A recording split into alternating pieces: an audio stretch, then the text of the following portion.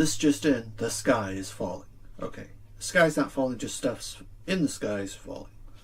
Primarily the Chinese space station, their first prototype experimental one.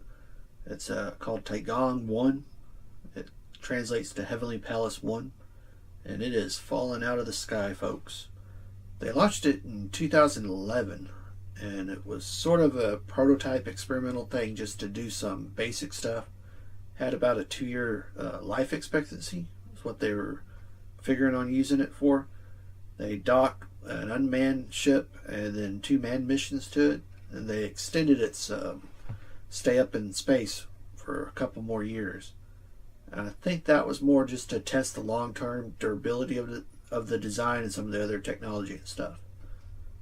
In March of 2016, they announced they ended its service and basically retired it into orbit.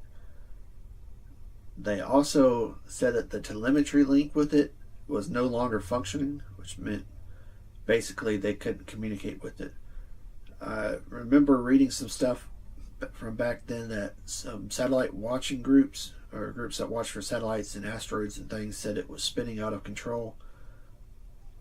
But I'm not sure if that's accurate or not. It would have seemed that if it had a thruster malfunction or something, spinning out of control would be the result of that, or if it had a hull breach and lost the pressure inside. But since then, since at least March 2016, it's just been kind of flying up there by itself without any control or anything. The way it used to work is it would lower an atmosphere and they do a maintaining thrust burst, and it would fly it back up higher into orbit, and it would do that a few times, and now it's pretty much just falling. And the lower it gets, the more atmosphere it encounters and the faster it falls. And the best guess is sometime between March 24th and April 19th it'll actually burn up. Now the Chinese say it'll all burn up and none of it will reach the ground. They also are saying that if anything does reach the ground, it'll be over part of the ocean, which is commonly used. That area is commonly used for ditching satellites and other space debris. But if they don't have any control over it, it's kind of hard to say that for sure that's where it's going to fall. Now this space station is pretty small. It's about 18,000 pounds, which is just about 8.5 metric tons. Skylab, I think, was 70 tons, and parts of it made it to the ground.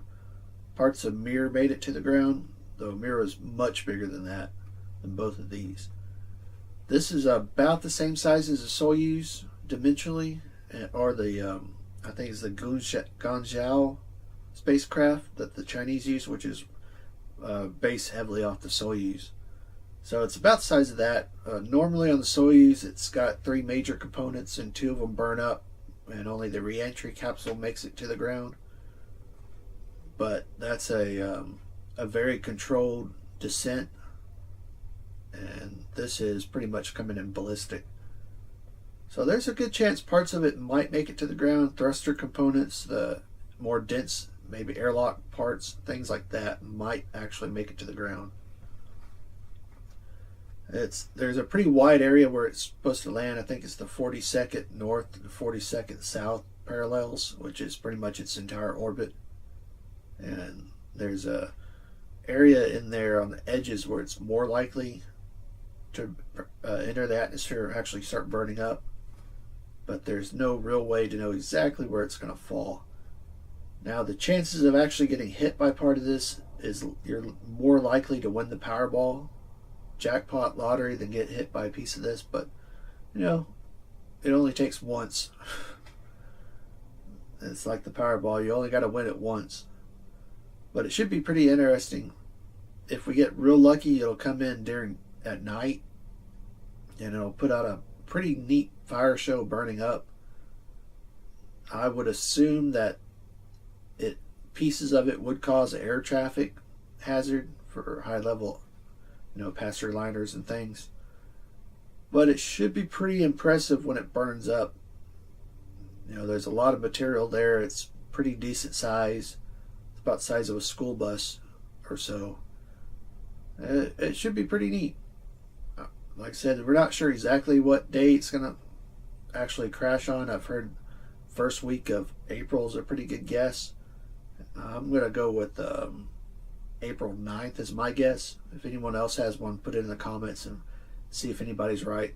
And I don't really have any way to do that. That's just sort of in the middle of that area range. I didn't do any science or anything. That's just a pure guess. But I thought I'd let everybody know about this because it should be pretty interesting when it happens. And maybe we'll get a really neat light show out of it. Maybe a few parts of it will land somewhere and they can be recovered, which could be pretty interesting. But thanks for watching, and we'll find out some other interesting stuff. Maybe I'll let you know. I think this is pretty neat, or it could be pretty neat, could be pretty interesting depending on how visible it is coming in and stuff. It's not every day a space station falls out of the sky. And I think the last one was Mir. That was in 2001. They deorbited it. But now everybody has a lot better camera equipment and stuff, so it should be pretty neat. Well, thanks for watching, and everybody take it easy.